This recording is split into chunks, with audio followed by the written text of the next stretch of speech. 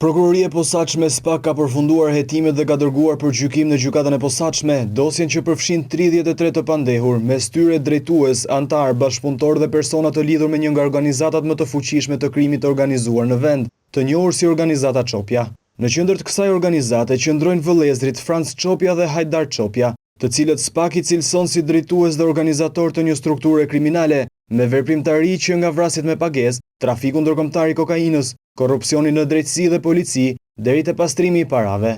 SPAK thot se kjo organizat është përfshirë në 6 vrasje me pagesë dhe 12 tentativa për eliminimin e kundërshtarëve, ndërsa në total janë rreth 33 episode të ngjarjeve kriminale që janë zbardhur.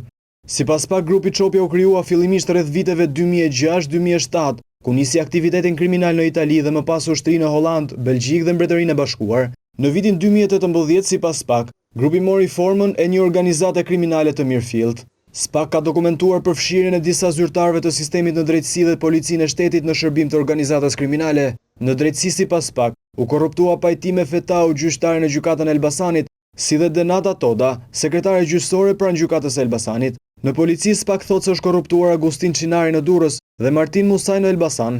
Sipas SPAK, këta persona kanë ndihmuar në mbylljen ose manipulimin e çështjeve gjyqësore, si dhe kanë siguruar informacione sekrete për veprimet e policisë ndaj antarëve të organizatës. Një pjesë e konsiderueshme të ardhurave nga trafiku i drogës është investuar në prona dhe në biznese të ndryshme në qytete si Tirana, Durrësi dhe Elbasani.